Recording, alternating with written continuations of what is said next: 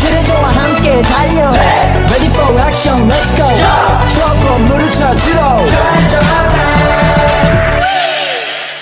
Assalamualaikum warahmatullahi wabarakatuh. Video ini dibuat guna memenuhi tugas project mata pelajaran OTK Humas Keprotokolan tentang tantangan humas dan strategi penyelesaiannya. Latar belakang humas dan strategi penyelesaiannya.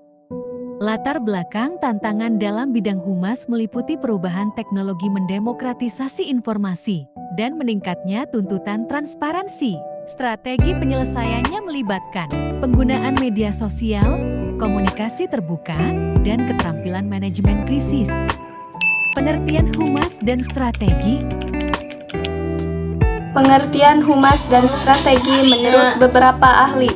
Menurut Frank Jalkins, humas yaitu sesuatu yang merangkum keseluruhan komunikasi yang terencana. Menurut Mori, humas adalah fungsi manajemen yang mengevaluasi sikap publik, mengidentifikasi kebijaksanaan-kebijaksanaan dalam prosedur-prosedur seorang individu atau sebuah organisasi berdasarkan kepentingan publik, dan menjalankan suatu program untuk mendapatkan pengertian dan penerimaan publik.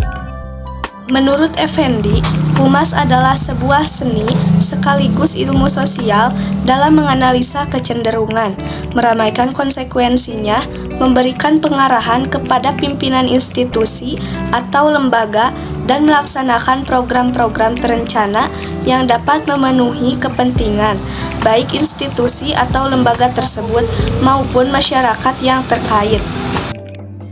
Chudley Center mengemukakan definisi universal humas atau public relation sebagai suatu kegiatan komunikasi dan penafsiran. Pengertian strategi. Pengertian strategi yaitu rencana berskala besar yang berorientasi jangkauan masa depan yang jauh serta ditetapkan sedemikian rupa sehingga memungkinkan organisasi berinteraksi secara aktif dengan lingkungannya dengan kondisi persaingan yang semuanya diarahkan pada optimalisasi pencapaian tujuan dan berbagai sarana organisasi yang bersangkutan. Menurut David, strategi adalah sarana bersama dengan tujuan jangka panjang yang hendak dicapai. Menurut Rangkuti, berpendapat bahwa strategi adalah perencanaan induk yang komprehensif yang menjelaskan bagaimana perusahaan akan mencapai semua tujuan yang telah ditetapkan sebelumnya. Sedangkan menurut pendapat Marisan, berpikir strategi meliputi berbagai tindakan memperkirakan atau membangun masa depan yang diinginkan. Dari definisi di atas menyimpulkan humas atau hubungan masyarakat adalah suatu gambaran ringkas dari informasi yang disampaikan kepada masyarakat atau pihak-pihak terkait setelah suatu kegiatan atau peristiwa. Para ahli berbeda pendapat mengenai definisi ini, tetapi umumnya mengacu pada upaya untuk merangkum pesan-pesan penting dan mengkomunikasikannya dengan jelas kepada publik. Sedangkan strategi adalah hal-hal yang perusahaan atau organisasi yang diingin lakukan untuk mencapai suatu tujuan yang telah ditetapkan organisasi sebelumnya. Tujuan dan fungsi public relations. Tujuan public relation.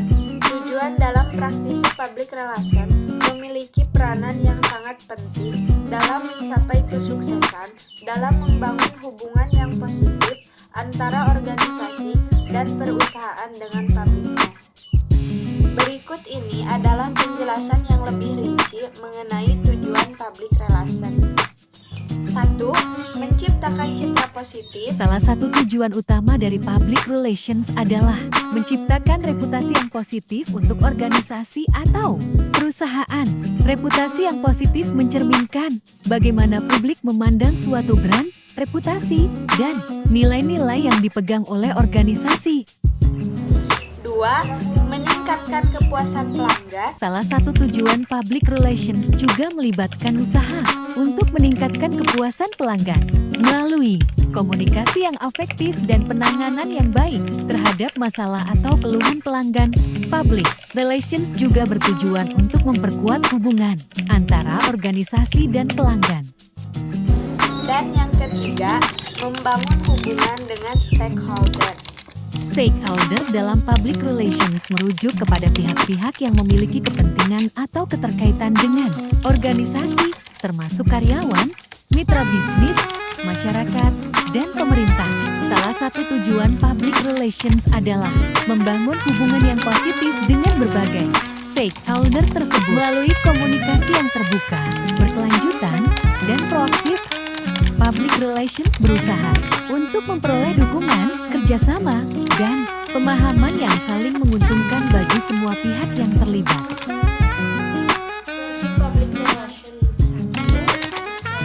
PR akan membantu pihak internal dalam mengatur kebijakan serta strategi komunikasi kepada masyarakat. Konseling dari PR berupa nasihat atau masukan mengenai hubungan perusahaan dengan pihak eksternal, terutama masyarakat. 2. Riset. Perusahaan membutuhkan data-data terkait masyarakat agar mereka bisa memberikan pengaruh atau citra positif kepada mereka. Karena itu, PR berfungsi untuk melakukan riset tentang publik. Hasil riset tersebut akan diterapkan dalam strategi atau pendekatan PR sebuah perusahaan. Isu positif atau negatif sebuah perusahaan yang beredar bisa memengaruhi reputasi perusahaan. Seorang PR harus mampu mengenal dan menilai isu berdasarkan dampaknya terhadap perusahaan. Event diadakan untuk meningkatkan pengaruh dan kesadaran awareness masyarakat terhadap perusahaan. PR berfungsi sebagai penyelenggara acara event, organizer sesuai target audiensi dan tujuannya.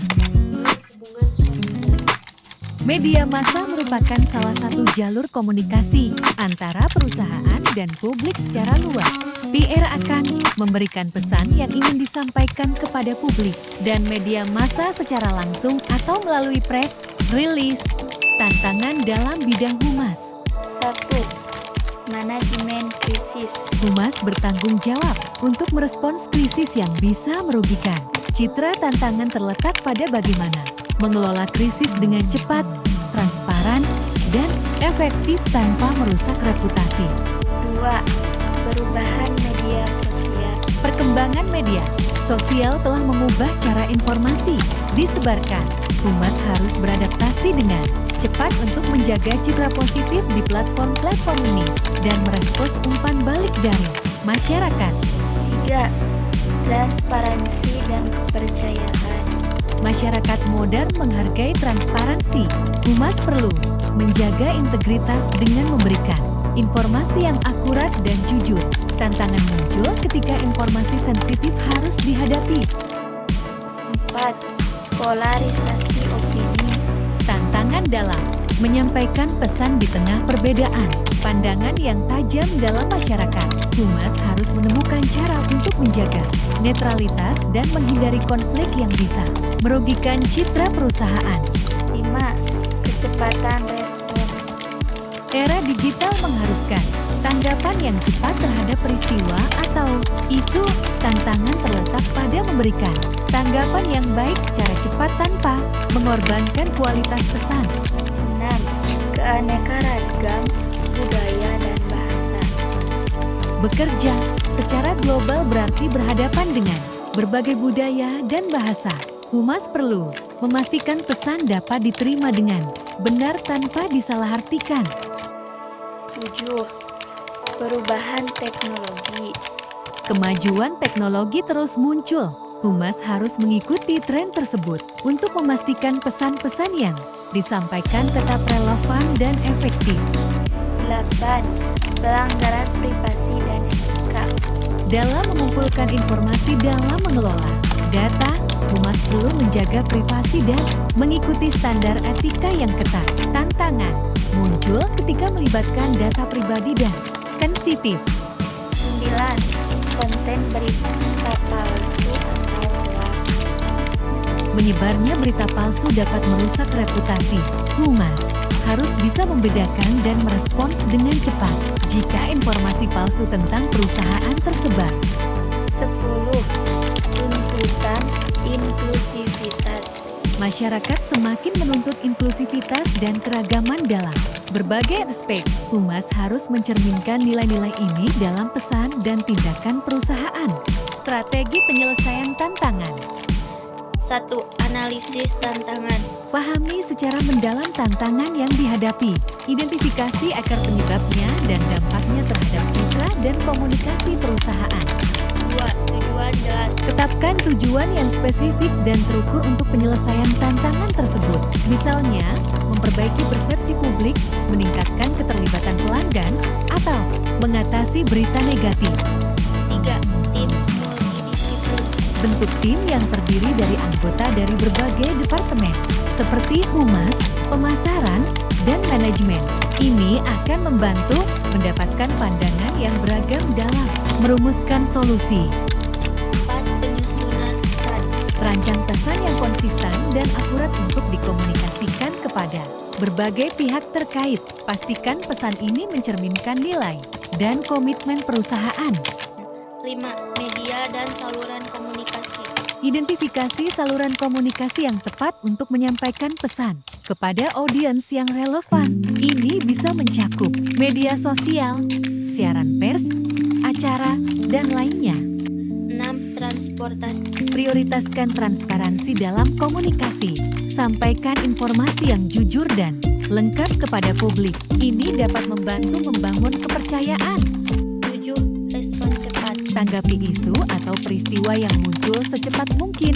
Tanggapan cepat dapat membantu mengendalikan narasi dan mencegah penyebaran informasi yang salah.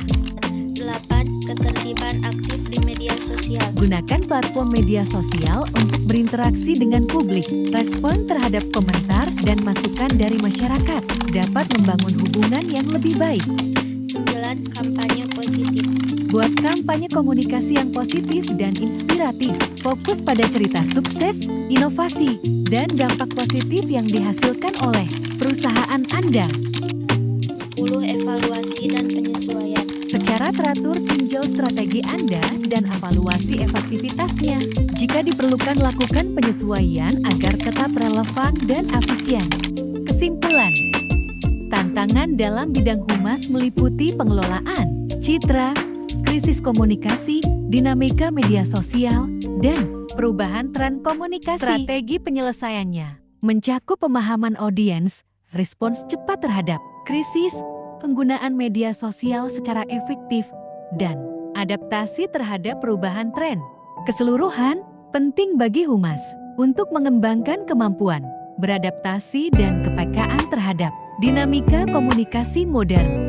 Sekian yang bisa kelompok kami jelaskan. Wassalamualaikum warahmatullahi wabarakatuh. 트레저와 함께 달려 Ready for action, let's go 트러블 물을 쳐주러